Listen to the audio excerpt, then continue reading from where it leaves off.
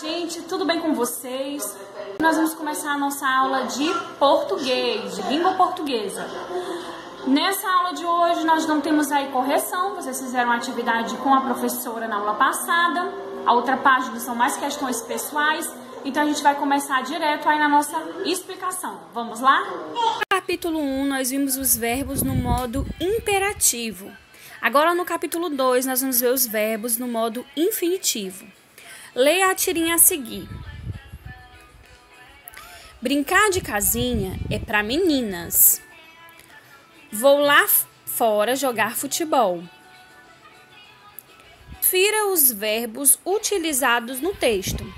Então, como a gente sabe, nós podemos observar que os verbos são palavras que indicam ação. Então, vamos observar na tirinha quais são as palavras que estão escritas aqui na tirinha e representam ação. Brincar de casinha é para meninas. Então, a gente já pode ver a primeira. Brincar. Vou lá fora jogar futebol. E nós podemos identificar mais uma. Jogar. No terceiro quadrinho, não tem nenhuma palavra, né? Tem só as meninas aí arrasando, jogando futebol. Então, vamos colocar as palavras brincar e jogar. Como ficariam essas palavras no modo imperativo? Brinca, joga. E aí, gente, como ficaria? Na letra C, as formas verbais empregadas no texto expressam eventos ocorridos no passado. Pense, gente, se você faz com uma frase e você vai utilizar essas palavras para contar o que já aconteceu, você falaria brincar ou brinquei? Então, a gente já pode perceber que não estão no passado, né? Ações não determinadas no tempo. Ordens ou conselhos. Então, ordens ou conselhos a gente já viu que seria mais ou menos no modo imperativo. E nós estamos falando de modo infinitivo. Então, gente, a resposta correta é exatamente a nossa segunda opção. Eles não determinam o tempo, não tem um tempo determinado. É por isso que nós vamos estudar os verbos que estão no infinitivo. Vamos observar. O infinitivo corresponde ao verbo em sua forma natural. É o nome do verbo. A forma como ele aparece no dicionário. Um verbo no modo infinitivo não indica tempo nem pessoa, apenas a ação verbal. Os verbos no infinitivo são classificados em primeira conjugação, terminados em ar, cantar, dançar, amar, falar. Segunda conjugação, terminados em e, comer, escrever, ver, crescer, resolver. E na terceira conjugação, terminados em ir, sorrir, dormir, sentir, colorir.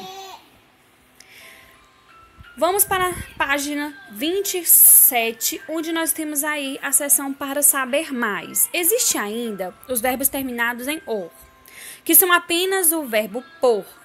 E todos os seus derivados, repor, compor, depor, decompor, etc. Antigamente, ele era o verbo poer. Por isso, pertence à segunda conjugação dos verbos terminados em e.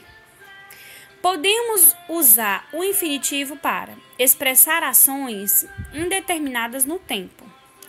Do que você gosta de brincar?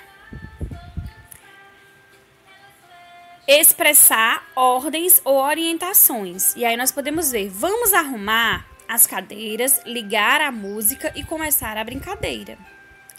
Expressar sentidos junto a outros verbos. Quero comprar uma corda para pular. Eu tenho uma, posso emprestar para você.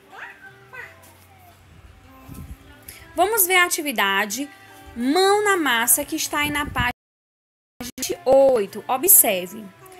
Você sabe pular elástico? Quando eu era criança, eu brincava muito dessa brincadeira. Adorava pular elástico. Vocês brincam de pular elástico? Utilize os verbos no infinitivo que estão no quadro para completar as instruções dessa brincadeira popular. Então, vamos ver. É preciso ao menos 3 participantes para... Vocês acham qual palavra dessas do quadro vai completar? Para, pular, né, gente? Pular elástico.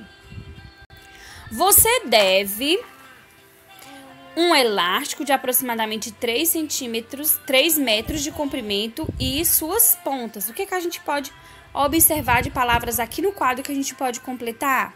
Então, a gente pode usar a palavra usar, né? Você deve usar um elástico. E nós também podemos usar a palavra amarrar, né? Amarrar as pontas para fazer e fechar o elástico, né? Amarrar. Então, vamos continuando. Duas crianças devem se afastar, colocar o elástico ao redor das pernas e formar um retângulo, né? Veja que eu já completei o texto exatamente para o nosso vídeo não ficar tão extenso, tá certo?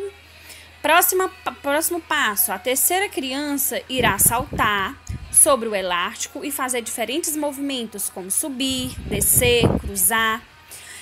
É possível cantar ou falar palavras sílaba por sílaba para dar ritmo aos saltos.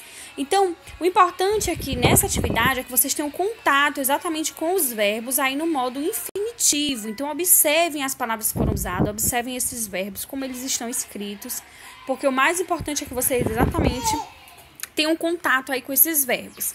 Na página 29, nós vamos para a segunda questão e nós vamos encontrar mais uma tirinha. Vamos observar.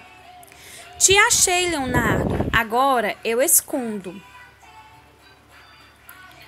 Soltar o rabo não vale. Letra A. Transcreva do texto o verbo que está no infinitivo. Então, qual dessas palavras estão aí no infinitivo? Então, a gente pode observar aí, ó. Soltar. Vamos aqui circular, ó. Palavra soltar, que está aí no infinitivo. Então, vamos escrever. Soltar.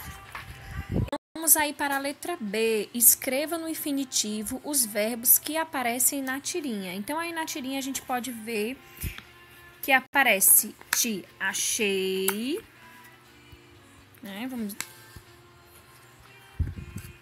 Achei.